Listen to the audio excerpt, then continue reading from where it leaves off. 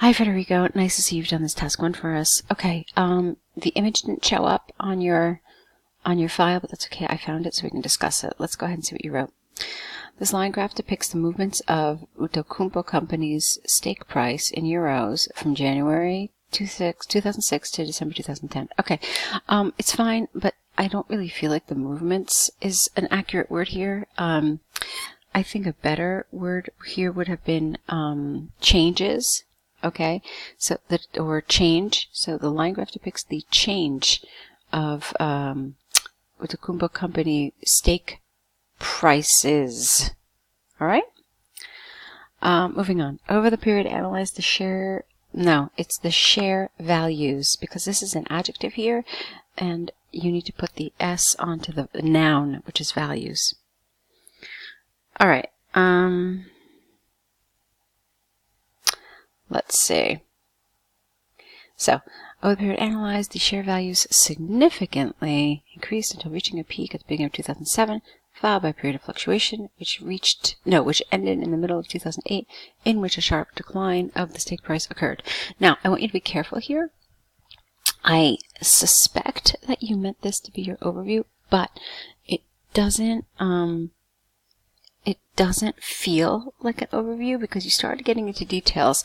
So up to here you were okay, but then you started talking about like specific periods and specific things that happened. So you need to be careful here. It doesn't feel like an overview, okay? Maybe you didn't mean it to be an overview, but as I'm sure you must know, task one always requires an overview. No matter what kind of diagram you're analyzing, all right? So what could you have said instead for an overview? Probably a lot of different things. Let's take a look. So you could have said that, for example, like I think this is really interesting that it started where it ended. So you could have said, despite considerable fluctuation throughout the period, stake prices or share prices ended the period approximately where they began. Okay? Or you could say throughout the period in question, share prices experienced 2 major peaks and 1 major drop, or 1 major fall, something like that. Okay? So those are some suggestions. All right, let's move on. Before the second half of 2008, the stake value went up to a high of approximately 30 euros, reaching at the beginning of 2007. All right, this is really awkward to me because you're going backwards. It's like you start from 2008 and then you go back to 2007 and go back to 2006. Not really sure why you decided to do that. It's a little complicated. I want you to remember that when we're doing a task one, we're really aiming for clarity here. So I want you to imagine that you're writing this for someone who is trying to draw this diagram based on your description. Okay? So that's how you want to analyze this, with that sort of goal in mind. So the clearest way, in my opinion, to do this is to just start at the beginning, okay? So at the beginning of 2006, share prices were at approximately 13. They rose dramatically throughout the year to reach above 30 at the beginning of 2007. For the following year and a half, there was a decline to a low of 22 at the beginning of 2008. But mid-year, it had reached its second peak at 30.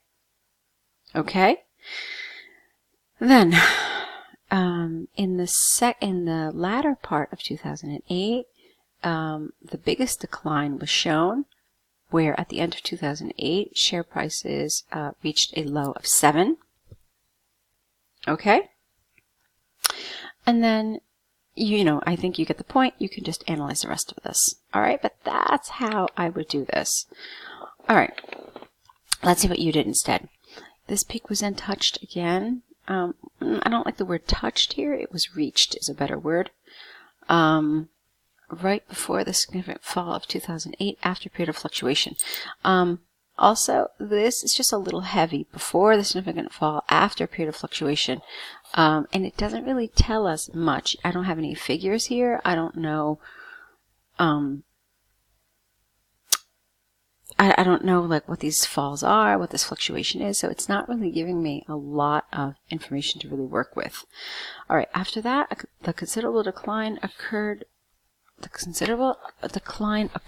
in 2008 brought down the price to roughly €7. Okay, when is this? When? In 2008, okay? However, after the above-mentioned valley, that's not really an accurate word here, after the above-mentioned drop, there was a slight rise of €5, after which the price remained steady at about €13 until 2010. All right, did it remain steady? When?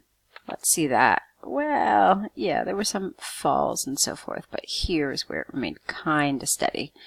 All right, so your answer was 150 words from what I could see, which means that you're okay in terms of word count. But like I said, I do feel like it was underdeveloped. And also this for me was the biggest problem, the fact that you didn't have a clear overview. So I wasn't really certain if you were going into details or if you were just giving me an overview. So that's something I want you to work on as well. All right, let's take a look at your task 2. Film stars, music celebrities may earn a great deal of money and live in luxurious surroundings, but many of them lead unhappy lives. Do you agree? Okay, to what extent is this the price they pay? So you have 2 questions here. Let's see what you said. It is often discussed whether famous people are generally satisfied with their life, or if they had the chance, they would change the previous choices.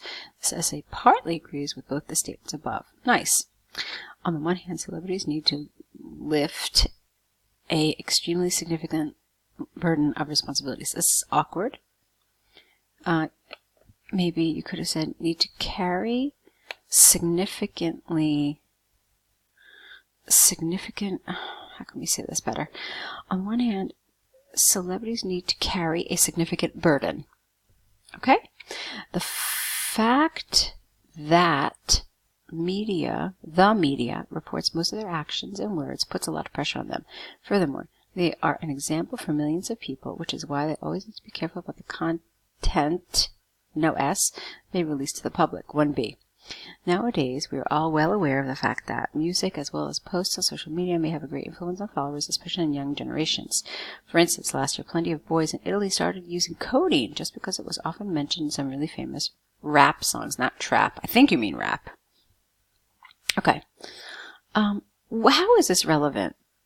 I mean, what are you really telling me here? You're telling me that there's pressure on them, but are you really talking to me about happiness? Are you really talking to me about them leading unhappy lives?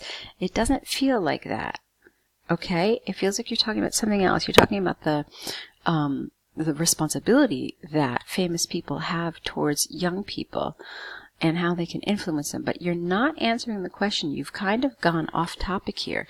And so while the way you write is very nice, it's natural, you've got good grammar and vocabulary, and all those things are well controlled, you're not answering the question, essentially, okay?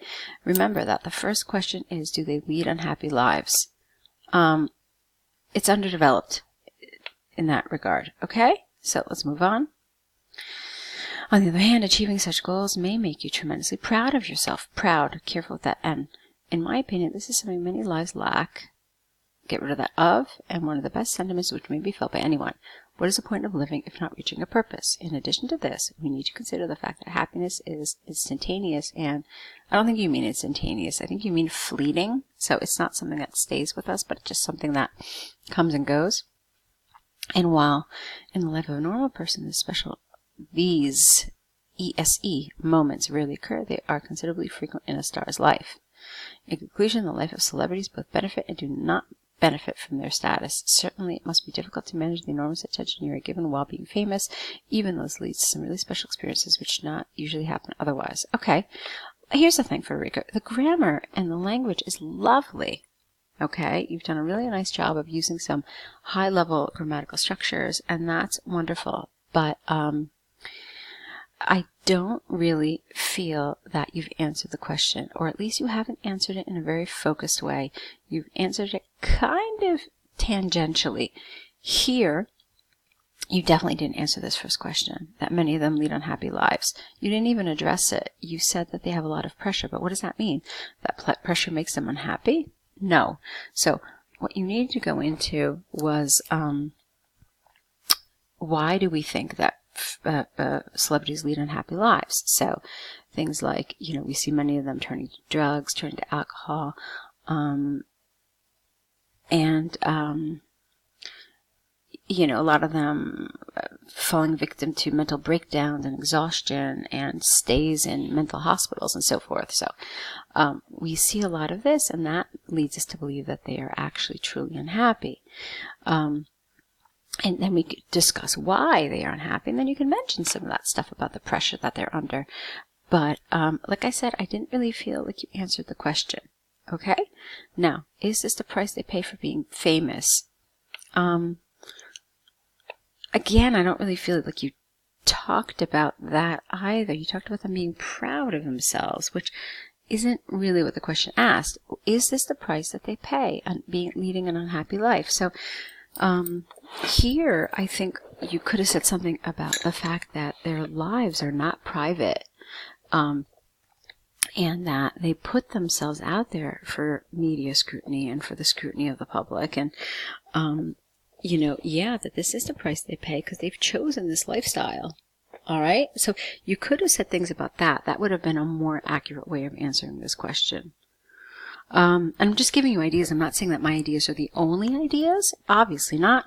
But just based on what I read, I think this is the kind of thing or the kind of way you should have been answering this question. Okay?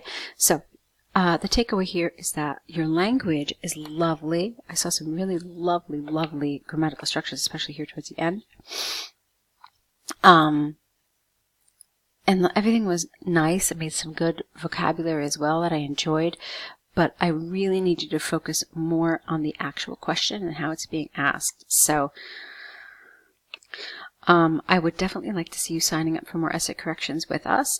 I think that if you found this feedback helpful, you will benefit from something like that. We can give you continued feedback so you can make sure that your essays are on topic and are being developed in the way that examiners expect to see essays.